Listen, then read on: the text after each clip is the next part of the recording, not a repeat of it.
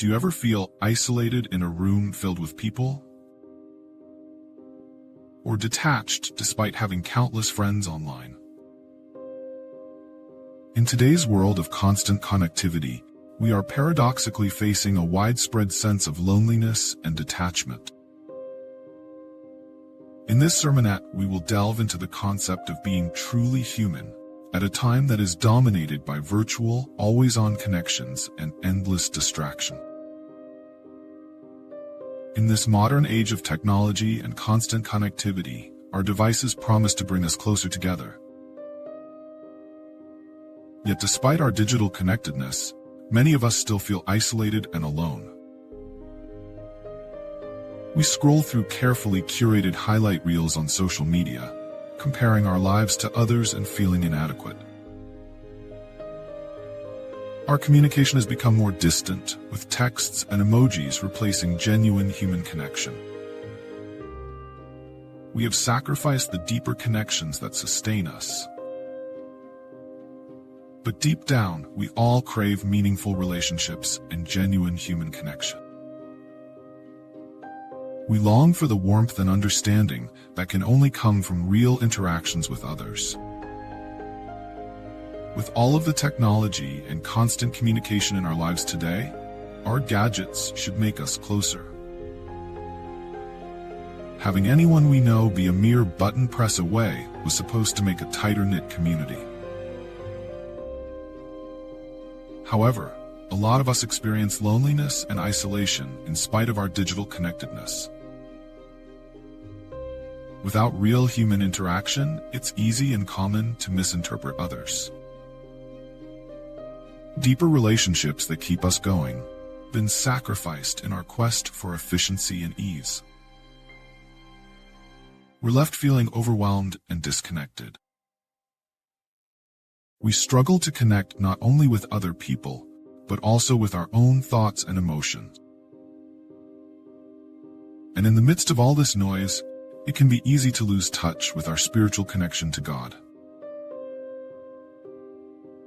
We all long for real human connections, meaningful relationships, and the compassion and warmth from genuine human connections. And we all want a deep, meaningful relationship with God.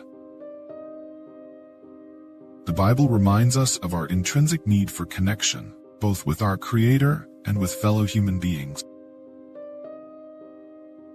Genesis 2:18 captures this beautifully when God declares, "It is not good for the man to be alone. I will make a helper suitable for him." This profound statement emphasizes our fundamental requirement for companionship and community. It's crucial to understand that while this passage certainly applies to marital relationships, its implications extend far beyond. The Hebrew word used for helper, ezer, carries no connotation of inferiority or subservience. In fact, the same word is used elsewhere in the Old Testament to describe God himself as a helper to Israel, underlining its dignity and importance. This verse reveals God's design for humanity as inherently social creatures. We were not meant to navigate life in isolation, but rather to form meaningful connections with others. These connections can manifest in various forms: marriage partners, close friends, family members, or supportive communities. Each of these relationships can fulfill the role of the suitable helper mentioned in Genesis, providing companionship, support, and mutual growth. Furthermore, in Ecclesiastes 4:9-10 we read, "Two are better than one because they have a good return for their labor. If either of them falls down, one can help the other up, but pity anyone who falls and has no one to help them up." This verse highlights the value of sincere, encouraging connections in our life. It is our duty as Christians to promote real relationships. Jesus himself modeled this by forming deep relationships with his disciples and showing compassion to those around him. He didn't just preach to people, he engaged with them, shared meals with them, and truly saw them as individual people. In our digital age, we need to be intentional about creating and nurturing real connections. We're designed for community, for face-to-face interactions, for the kind of love that can't be had through a screen.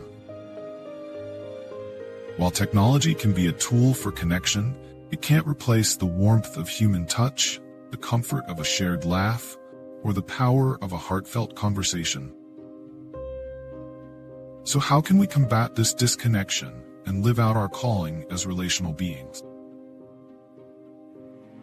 Here are a few practical steps. 1. Prioritize face-to-face interaction. Make time for coffee, lunch, or other dates with friends and family. Participate in community gatherings. 2. Practice active listening. When you're with someone, be fully present.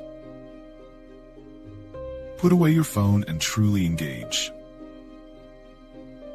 3. Reach out to those who might be lonely. Notice people who are vulnerable or marginalized and try to act toward them as Jesus would have.